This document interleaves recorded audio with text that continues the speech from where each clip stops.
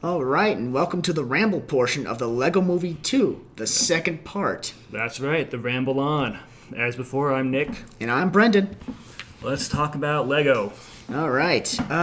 First things first, one thing I found incredibly charming about this film that it didn't last, but I found it charming, was that they used the kids brand version of Legos in the beginning, and they hid that from the trailers. Duplo, yes. That was a fun little motif they put in there. Young versus old. It was a cute way of showing how young the sister was and how mentally she was very young at the time when she invaded his world. And, like we said earlier, it's definitely a coming-of-age story. And before we go any further, I do want to point out, since we're in the Ramble portion, there's going to be spoilers. Yes. That is undeniable. We always go into spoilers when we ramble. So, that being said, Let's talk Rex. let's talk Rex. Now, him...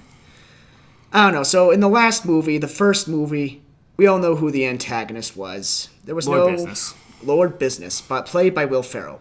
No weird twists. I felt like an idiot in this movie because it took me until maybe 10 minutes past when Rex was introduced to say, oh, they're both voiced by Chris Pratt. Oh, I'm an idiot. It took me a while too until that was finally revealed toward the end of the movie when Rex himself reveals himself to be a villain. A specific kind of villain. He never reveals himself to be a villain. And he's the kind of villain that I would like if the movie wasn't getting a little bit up its own ass with him. Yeah. Which, he's the villain who believes he's a good guy doing what needs to be done, but he came back from the future to save himself from the past in a very heavy-handed metaphor of growing older. Oh, that is well said. A heavy-handed indeed. It's just such a convoluted twist. The thing to be careful with in Rex is that he keeps on lampshading how he's meant to be the older kid who's, takes himself too seriously. He sees metaphors in everything and sees meaning in everything. Right. And I don't want to give them the satisfaction of actually diving too deep into his character because that's exactly what they're calling out with him. Yeah. No, that's apparent. So all I'll say about Rex is he's meant to be a character who's trying too hard to be edgy and meaningful and chasing depth where there is none. And Charming. I'm not going to chase anywhere there isn't any. Charming in some ways, but yeah. No, I'm not. Let's not give this character any more credit. All right, what about Queen? What a wannabe. I liked her. She was I agree. a kind of a charming, humorous take on... She was charming, she makes a wonderful villain, and when the twist comes that she is the heart that he originally gave his sister, it actually did come across as pretty heartwarming and frankly charming. Yes. That's one I didn't see, and I feel like that was where the heart of the story was. Pardon my pun. And not to mention, her relationship with Batman was also... That was one where we got hints that it was real, but not much, and then it was actually real. And I like that. I like that too. They danced around it until it became a real thing. But that leads into my problem, which is nobody but Emmett and Wildstyle gets any time in this movie, and I hate it. No, they don't. This might be too many characters for the movie, or it might just be that they didn't want to devote any time to side characters, including Batman, who's a major character in this one. Oh, yeah. The Groom. He was a big character in the previous movie. No, all the previous characters that we all know and love from the previous movie were just background ambiance characters. They were just simply there. They show up. Yeah, and that's pretty much it. All those A-list cast members only there to deliver a few lines, and that's it. God bless you, Alison Brie, but you were just there to be a vehicle. What a shame. Yeah, I feel like that's the biggest downside of this movie is that it took the metaphorical stuff, about being about the relationship between brother and sister, about kids growing up, about, the heavy-handed real world consequences of the Lego stuff. Right. It took that stuff too far, and it didn't give us the micro-scale character interactions that we wanted so bad. Right. And I feel like in some ways you can look at just the opening and get a feeling for what's different. Because in the opening of the Lego movie, the song Everything is Awesome is meant to be ironic. Because every time Emmett goes somewhere, it has the veneer of being awesome, but it always has a sinister side to it in some way. People insult him to his face, people mock him, things fall apart after he looks away.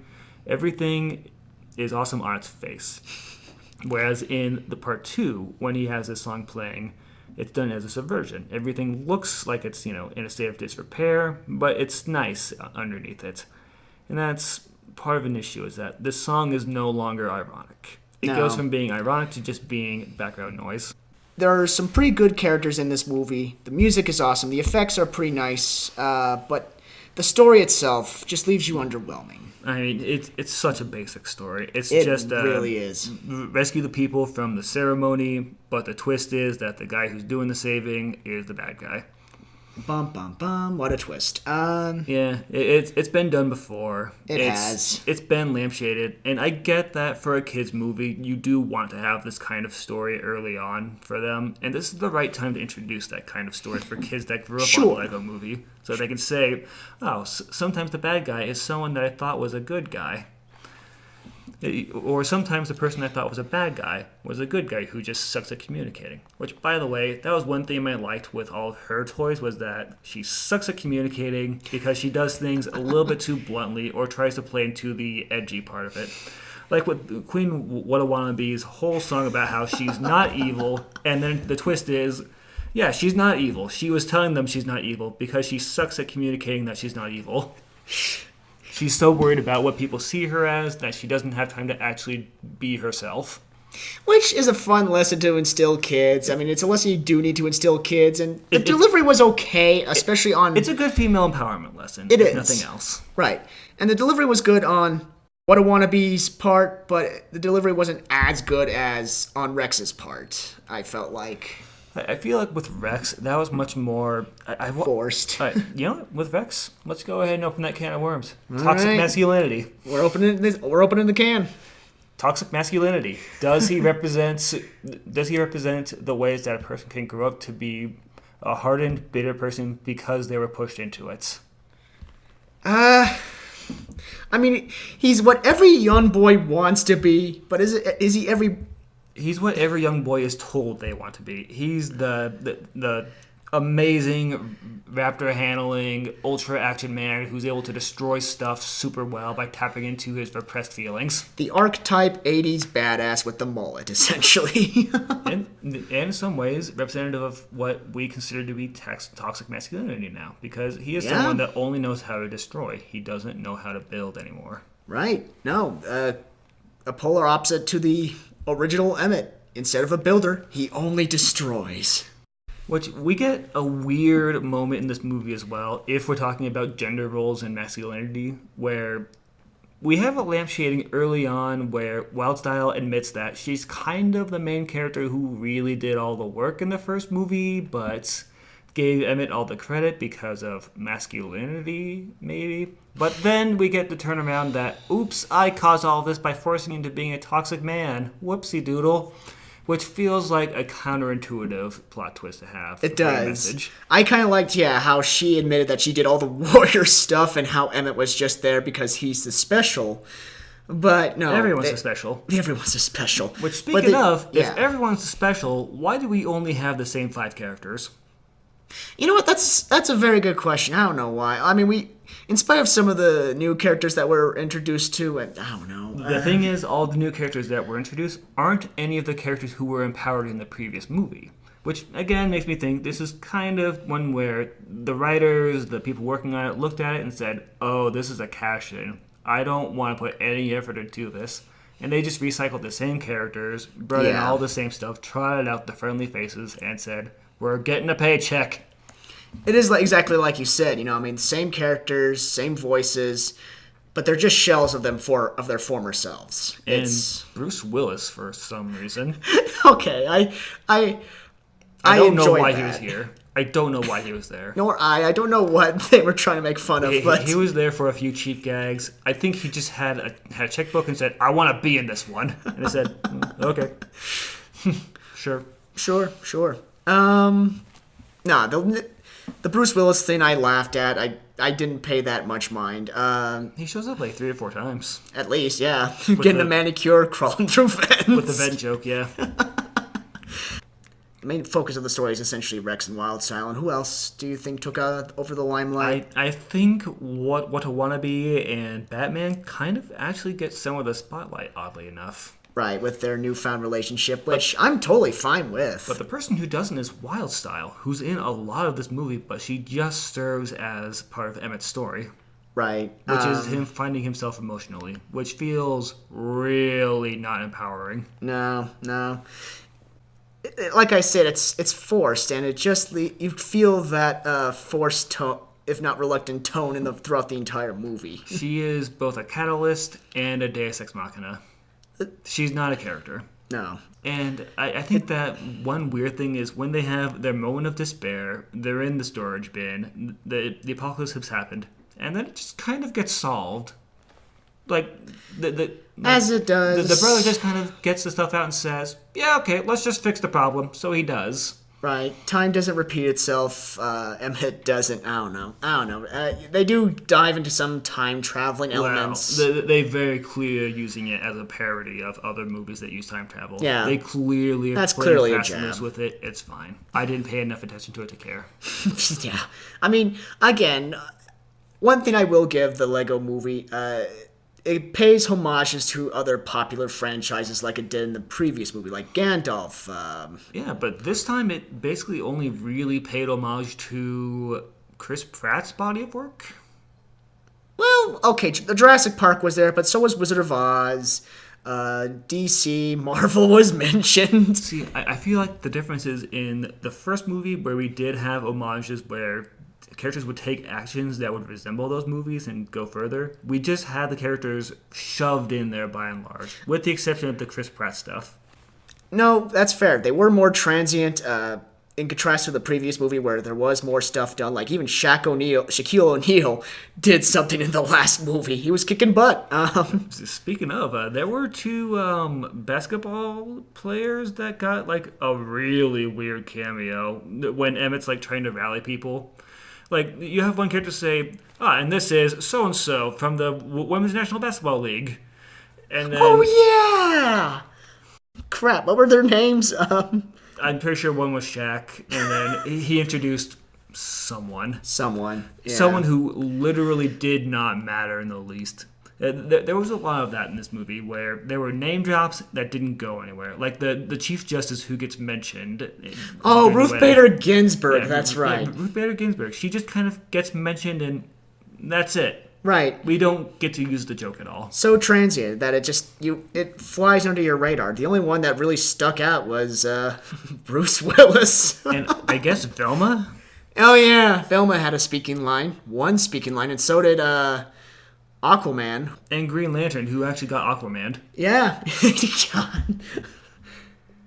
Rightly so, as well. And we had this really weird jab from the movie where they point out that like something along the lines of, well, I mean, we got in touch with Superman and those guys, and then Marvel didn't return our calls, so now we don't have any real superheroes, and that's just a weird jab at DC. Like, why would you throw the guys who are sponsoring your movie under the bus? I don't know.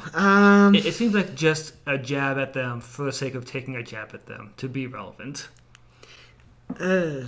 Which kind of... That's a bad taste in my mouth. It proves a case in point with the tone of the movie. It's just so forced that everyone is just, yeah, whatever. We're here. It's a paycheck. We're here to make a movie. Yeah. Not art or some kind of... No. I feel the same way about this conversation. Like, I have nothing to talk about this movie. It was pretty soulless, pretty, like, the people who were there that were talented didn't have much going for them, except for John LaJoy on the music. Again, I want to point out, Fantastic his music. songs have some heart to them. They bring a lot of the characters to life when they do sing them. They're wonderful songs. They are. They're humorous. They're fun. And the animation during the songs also picks up because I feel like a lot of the heart of this movie lies in the songs. Right. Like, don't tell me, like, for the Gotham part where they have some actually impressive effects, they have Superman being fun, you have Batman begging for Watanabe's hand in marriage. That's a fun part of this movie, inspired by a fun song. Right. But the rest of the movie feels so flat. The soundtrack really does help compensate for some of the movie. Like, the song is going to get stuck inside your head. It's so silly. It's so... It's such a good parody of any pop song ever made. And during that part, all the stuff that's happening in the neighborhood and on the ship, Yes. it's all pretty fun. It is. Like, we get back to what the spirit of the movie is very briefly until the song ends. Like, even during that scene, there's a moment where Wildstyle escapes into the vents and it goes completely silent. It's just us watching her crawl through vents. And it just stops being fun again. It does. But, so, while the story is overall underwhelming, like we said, there's redeeming qualities in this movie. Like, say, the interaction between Lego and Duplo. That's kind of a fun homage to younger childhood. It was fun to see that show up. It is. It was unexpected. And it's fun to see some jabs taken at young teen pop culture, like the whole Twilight parrot jabs. The Twilight vampires. Yeah, just the whole fangirl Which, fan granted, base. was being done explicitly to further the narrative of, I don't like it, so it must be bad. I get why they were there. Yeah. It just didn't work. And the effects are exactly the same from the previous movie. It's almost nostalgic. What am I see really it going to again. say? They did the stuff again. Yeah, Like, they did the credits- stuff again. The credits were pretty cool, I'll give it that. Yeah. Like, the thing with the fully moving machine that would connect the pieces together, that was cool. That's fun. That is a fine exhibit of that animation.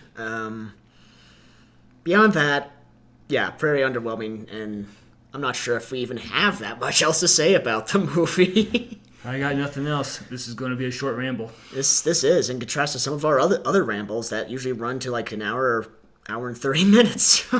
So, yeah, if you're looking for something that has anything more to chew on as a movie, You're better off watching the first one again. find something else. Yeah. All right, well, this has been Nick. And this has been Brendan. Thanks for rambling with us.